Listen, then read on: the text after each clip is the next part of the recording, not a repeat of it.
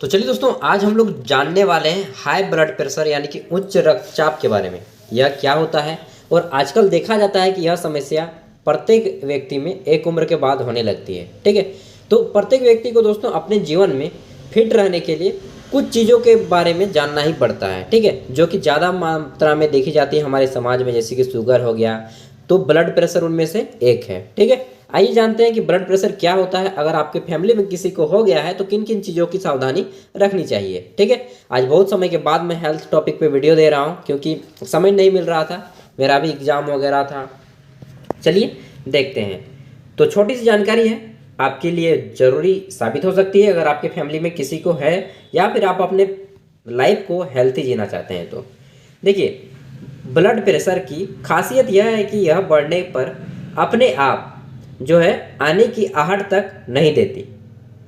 कहीं ऐसा तो नहीं कि आपको कुछ अच्छा नहीं लग रहा हो, हर समय सुस्ती सी छाई रहती हो, रात में सोकर सुबह उठने पर थकान लगती हो। ठीक है, इन जैसे अगर सिम्टम देख रहे हैं, आपको लग रहा है जिसमें में जान ही नहीं मालूम पड़ रहा है, तो उसे हाई बीपी की शिकायत कहते हैं और इसके लिए आपको जांच करवाना चाहिए। ठीक है, इसके लिए आपको यहाँ पे बाह में एक पट्टी बांधा जाता है और उससे, रुकिए मैं अभी आपको दिखाई देता हूँ, मेरे पास अगर होगा तो। हाँ, मशीन है, दिखा देता हूँ। देखिए, कुछ इस टाइप का होता है, आपको एस्फाइक एमओ मैनोमीटर में चेक किया जाता है। ठीक है, और ये पंप से दबाया जाता है और आपका ब्लड प्रेशर चेक किया जाता है।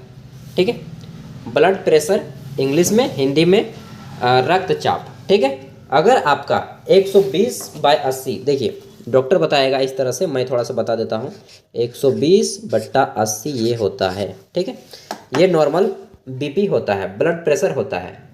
तो 120/80 अगर बताएगा तो यानी कि सही है। इससे 20 अगर ज़्यादा मान लीजिए 140/100, या फिर इससे 20 कम यानी कि 100/160, तब भी आपका नॉर्मल ही माना जाएगा। लेकिन 20 से जहाँ अपर या फिर ज़्यादा, कम या ज़्यादा हो रहा है तो समझ लीजिए कि आपको हाई बीपी हो गया है। अगर ज़्यादा बढ़ जा रहा है तो 140 से ज़्यादा हो जा रहा है तो हाई बीपी की समस्या है। अगर 100 से कम हो रहा है तो लो बीपी की समस्या है। ठीक है, ऊपर वाले को सिस्टोलिक और नीचे वाले को डिस्टोलिक बोला जाता है। ठीक है, अब इसके लिए चेकअप डॉक्टर कर देंगे आपको, किसी भी सरकारी आपके हॉस्पिटल में जाएंगे तो फ्री में कर देंगे, और अगर डॉक्टर से चेकअप करवाएंगे तो 20 रुपया लेगा और चेक करके आपको बता देगा। ठीक है, आपको हाई बीपी है या लो बीपी। अब देखते हैं कारण, अगर हो जाता है तो किन कारणों से होता है। तो सबसे बड़ी कारण है आनुवांशिकता या मानसिक तनाव। ठीक है, आजकल के एक व्यक्ति इतना टेंशन लेता है ना, जितना कि आज से 100 साल पहले एक वैज्ञानिक टेंशन लेता था। ठीक है, इसलिए आपको तनाव से मुक्त रहना है। दूसरा है आयोडीन नमक के सेवन से, ज़्यादा मात्रा में अगर आप नमक का सेवन करते हैं तो भी आपको हाई बीपी की समस्या हो सकती है। तुरंत पारा गर्म हो जाता है, गुस्सा आ जाता है। ठीक है, ये आपके हाई बीपी के सिम्टम हैं। फिर देखिए तीसरा, कि वजन आपका अगर ज़्यादा है या फिर अनियमित जीवन शैली है तो भी आपको हाई बीपी की समस्या हो सकती है। फिर देखते हैं, तो आपका नियमित जीवन शैली के लिए ये चिकित्सा भाग 2 है पुस्तक का, मैं आपको किसी दिन दिखाऊंगा। फिर है कि अधिक चाय पीना, धूम्रपान और शराब के सेवन यदि आप करते हैं तो आपको हाई बीपी की समस्या हो सकती है। इसके अलावा अनियमित खान पान, जीवन शैली, मतलब कि आज कभी आप 6 बजे खाना खा लिए तो कभी 10 बजे, तो कभी 1 बजे, तो कभी 2 बजे, कोई फिक्स टाइम नहीं है। आधा घंटा 1 घंटा की बात बोला जाए तो है, लेकिन 2 घंटा 3 घंटा लेट करके खाएंगे तो आपको हाई बीपी की समस्या हो सकती है। ठीक है, अब जान लेते हैं लक्षण, इनके लक्षण क्या हैं। तो देखिए, सबसे पहला लक्षण, 1 मिनट रुकिएगा। तो देखिए, जो लक्षण में आता है सबसे पहला है सिर दर्द होना या बेचैनी होना, शरीर में कमजोरी महसूस होना, फिर है आपका तेज या अनियमित हृदय गति महसूस होना, फिर है मांसपेशियों में खिंचाव होना। ये सब आपके हाई बीपी के सिम्टम हैं। ठीक है, लक्षण है। अब जानते हैं अगर किसी को हो जाता है तो प्रभाव क्या पड़ता है आपके शरीर में। देखिए, हाई बीपी यानी कि उच्च रक्तचाप हिंदी में बोलेंगे। ठीक है, जनरली आदमी बीपी बोल दीजिएगा तो समझ जाते हैं, हिंदी वाला कम समझते हैं, इंग्लिश वाला ही ज़्यादा समझते हैं ना।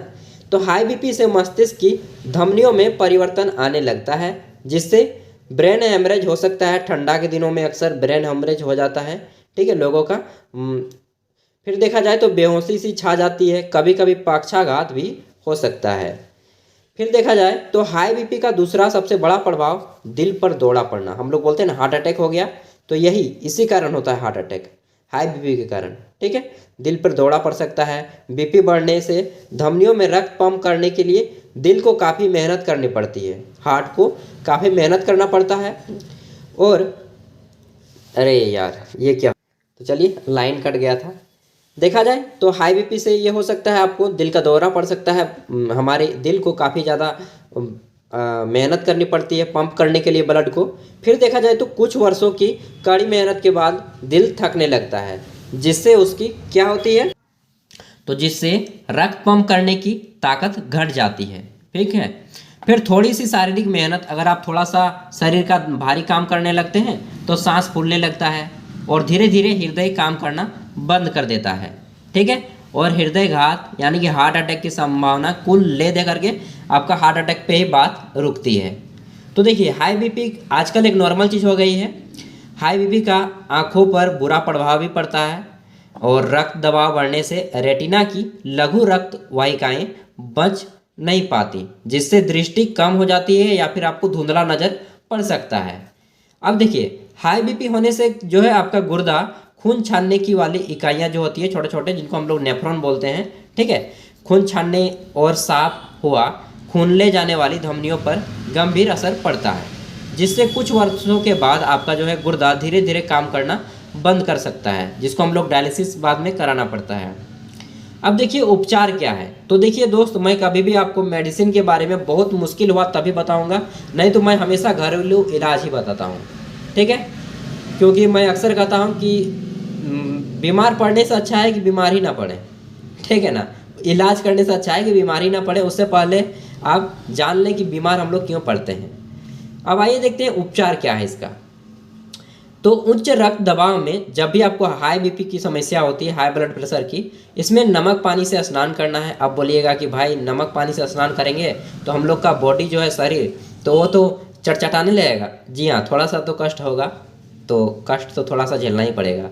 तो उच्च रक्तचाप में आपको क्या करना है, नमक पानी से स्नान करना है। एक बाल्टी पानी में 10 ग्राम से 15 ग्राम यानी कि 2 चम्मच समझ लीजिए ना कि 2 चम्मच नमक मिलाना है। इस पानी को सिर से छोड़कर केवल माथा को छोड़ देना है और बाकी पूरे शरीर में नमक डालना है। ठीक है, और स्नान करने के बाद 5 से 7 मिनट तक पोंछ लीजिए। 5 से 7 मिनट तक ही रुकना है, उसके बाद पोंछ लेना है।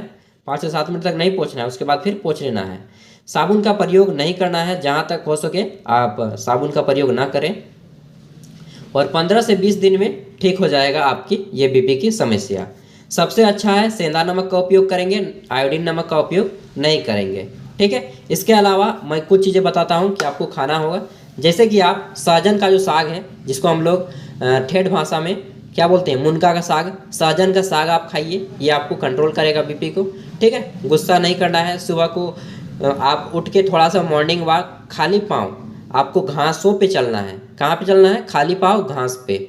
जो घास की ओस की बूंदें होती हैं, जल की बूंदें, वो आपके पैरों से जाएंगी तो आपको हेल्थी रखेंगी। ठीक है, तो बस आज की इस वीडियो में बस इतना ही। अगली वीडियो में हम लोग जानने वाले हैं लो ब्लड प्रेशर यानी कि लो बीपी के बारे में। ठीक है दोस्त, तो इसी तरह छोटी छोटी मैं जानकारी देता रहूँगा ताकि आप लोग भी स्वस्थ रहें। और दोस्त, हमारा भारत आधी मतलब कि 1/3 अगर 4 भागों में बांट दिया जाए तो 3/4 जो भाग है ना, किसी न किसी समस्या से जूझ रहा है आज भारत में। ठीक है, प्रत्येक फैमिली में कोई ना कोई किसी न किसी समस्या से जूझ रहा है। ये दोस्त सबसे बड़ी चीज़ है एडुकेशन। ठीक है, शिक्षा जो है सर्वज्ञ होनी चाहिए। अपने हेल्थ को मेंटेन के लिए थोड़ा बहुत जानकारी रखना ही चाहिए, और ऐसे ही मैं आपको नॉलेज देता रहूँगा। Thank you, all the best. स्वस्थ रहें, मस्त रहें, क्योंकि जान है तो जहान है। धन्यवाद।